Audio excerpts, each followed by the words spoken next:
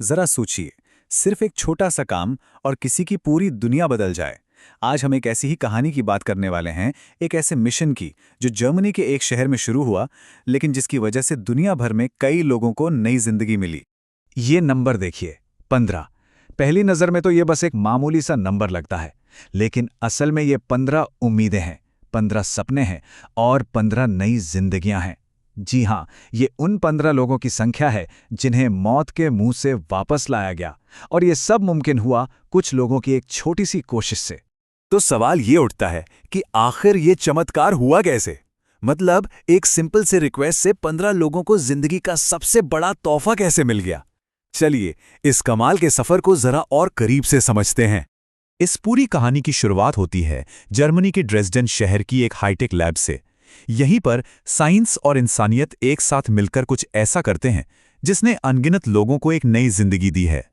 तो हुआ ये कि एक अपील की गई और लगभग 30,000 लोग आगे आए और डोनर बनने के लिए अपना नाम रजिस्टर करवाया। ये कोई छोटी बात नहीं थी, और उन्हीं 30,000 दरियादिल लोगों में से 15 ऐसे हीरो निकले जिनका डीएनए किसी जरूरतमंद मरीज से मैच हो गया। और बस इसी तरह 15 जानें बच गईं। अब ये समझना बहुत जरूरी है कि ये 15 जानें बचाना इतनी बड़ी बात क्यों है। इसके लिए हमें उस दुश्मन को समझना होगा जिससे ये लोग लड़ रहे थे, यानी ब्लड कैंसर। ये एक ऐसी लड़ाई है जहां सही इलाज ढूंढना, कह सकते हैं कि घास के ढेर में सुई ढूंढने जैसा है। और ये देखिए, ये आंकड़ा सिर्फ एक नंबर नहीं है। भारत में हर साल लगभग 70,000 परिवार अपने किसी अपने को ब्लड कैंसर की वजह से खो देते हैं। ये हमारे देश के लिए एक बहुत बहुत बड़ी और दर्दनाक हकीकत है। जब कीमोथेरेपी और रेडिएशन जैसे सारे इलाज फेल हो जाते हैं, तब भी उम्मीद की एक आखिरी किरण बाकी रहती है, और वो है ब्लड स्टेम सेल ट्रांसप्लांटेशन। इसमें होता यह है कि एक हेल्दी डोनर के स्टेम सेल्स मरीज के शरीर में जाकर कैंसर सेल्स से लड़ते हैं और उन्हें एक नई हेल्दी जिंदगी देते हैं। लेकिन यहीं पर एक बहुत बड़ी मुश्किल खड़ी हो जाती है। देखिए, ब्लड डोनेशन में तो सही मैच मिलना फिर भी आसान है, क्योंकि सिर्फ 8 मेन ब्लड ग्रुप होते हैं। पर स्टेम सेल डोनेशन के लिए HLA टाइप का मैच होना जरूरी है, जो हमारे जेनेटिक फिंगरप्रिंट की तरह होता है। और ऐसे 20,000 से भी ज्यादा HLA टाइप्स हैं। तो आप समझ सकते हैं कि सही मैच ढूंढना कितना ज्यादा मुश्किल हो जाता है।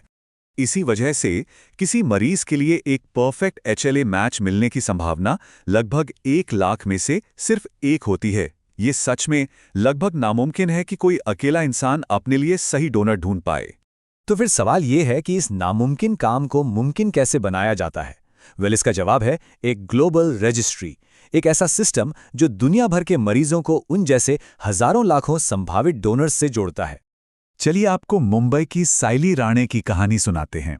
2021 में उन्हें ब्लड कैंसर का पता चला। परिवार में किसी का भी HLA टाइप मैच नहीं हुआ और सारी उम्मीदें टूटने लगीं।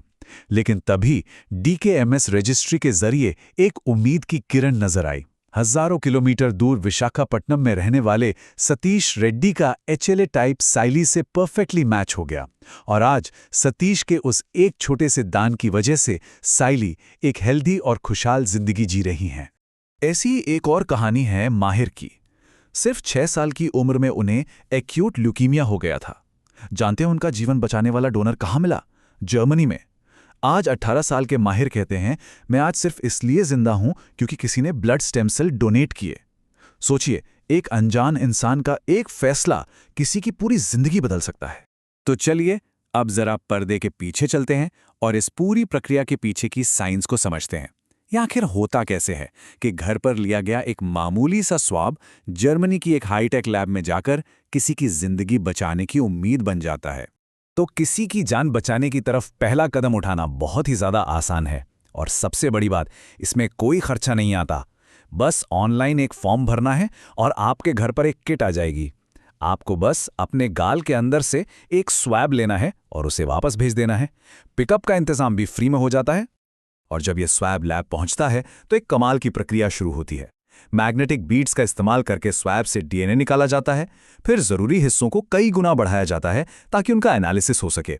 इसके बाद हर डीएनए सैंपल के अंदर एक यूनिक बारकोड डाला जाता है, और आखिर में एडवांस्ड मशीनें इस बारकोड को पढ़कर HLA टाइप पता करती हैं और इस जानकारी को एक सिक्योर सर्वर में स्टोर कर देती हैं। ये किसी साइंस फिक्शन फिल्म जैसा लगता है ना? और सुनिए, ये टेक्नोलॉजी इतनी एडवांस्ड है कि एक लिक्विड की एक छोटी सी बॉटल में 7,000 लोगों के डीएनए सैंपल स्टोर किए जा सकते हैं।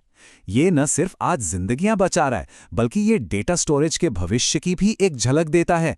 कौन जाने, शायद एक दिन कंप्यूटर हार्ड ड्राइव की जगह डीएनए का ही इस्तेमाल होने लगे। अच्छा, अब उस जादुई पल के बारे में बात करते हैं जब किसी का एचएलए टाइप किसी मरीज से मैच हो जाता है। अगर कोई डोनेट करने का फैसला करता है तो आगे क्या होता है? यकीन मानिए, ये प्रक्रिया भी उतनी ही सिंपल और सेफ है। ये प्रक्रिया काफी हद तक ब्लड डोनेशन जैसी ही है। एक हाथ से खून लिया जाता है, एक खास मशीन उसमें से जीवन बचाने वाले स्टेम सेल्स को अलग कर लेती है और बाकी का खून दूसरे हाथ से वापस शरीर में चला जाता है। इस पूरी प्रक्रिया में सिर्फ 2 से 3 घंटे लगते हैं और इस दौरान डोनर आराम से कोई फिल्म देख सकता है या गाने सुन सकता है।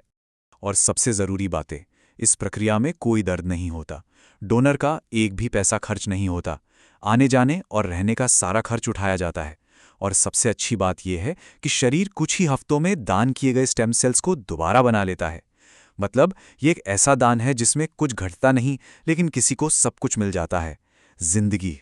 पिछले साल इस पहल से 15 जानें बचाई गईं।